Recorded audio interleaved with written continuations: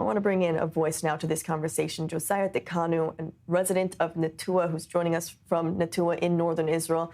And Josiah, it's great to have you with us on I-24 News again. Before I get even to the future of what we can expect, let's start with the now, because you are no stranger to living under rocket fire. In fact, just a reminder to our viewers, you're someone who has stayed put during the last few rounds of fire with Hezbollah.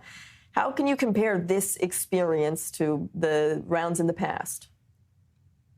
It's very, very similar. When the war started with Iran, it was a bit different because we had that early warning.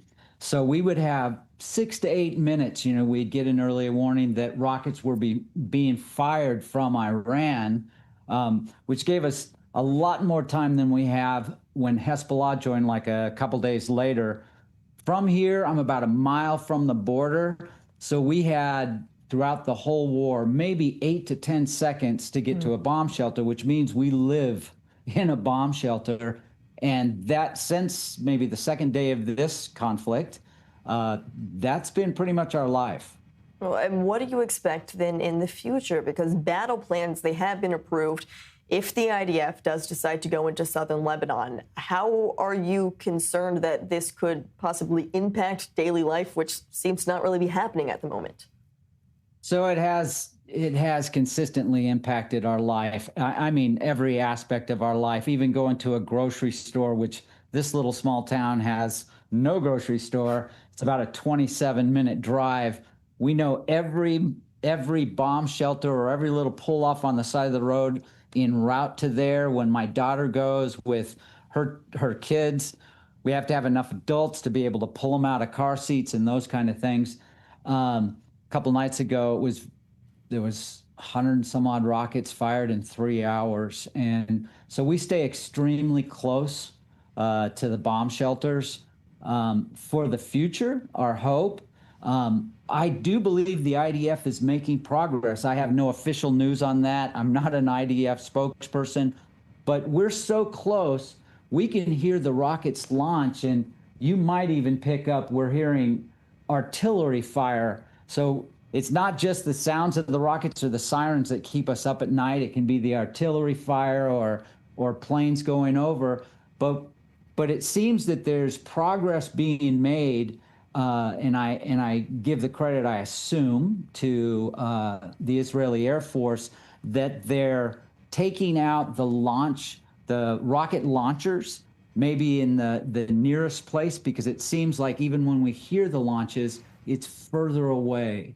For us, the hope for the future is Hezbollah has got to be dismantled. We can't live with 100,000 rockets that could be fired at us at any second.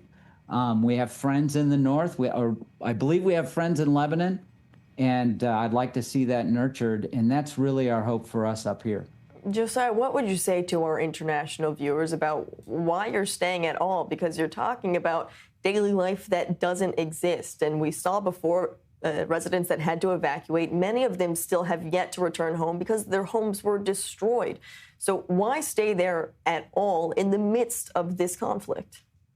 I think you and I, Nicole, talked about this in the last conflict, is that Israel may be in jeopardy of losing the north, not directly by Hezbollah, maybe not directly by Hezbollah, but potentially indirectly if we don't hold the ground. We could collectively say as a country, this isn't worth it to us, and give up some area. We know our neighbors. 6 months from now, we'll be talking about, is Akko worth it? And then a year from now, Haifa. And so the resilience of the people up here, this is our home. And it's hard to explain. Some of my relatives in the States don't understand. We, of course, keep our children and the women safe as we can. But this is our home, and there's a resilience up here. The people here, they founded this in the 60s, this little small town, and we intend to keep it. Very resilient people protecting that front line for us all. I hope for a very quiet, hopefully, and some sleep tonight for all of the residents up there, including yourself, Josiah. Thanks for being with us. It's my pleasure. Thank you for having us. Thank you.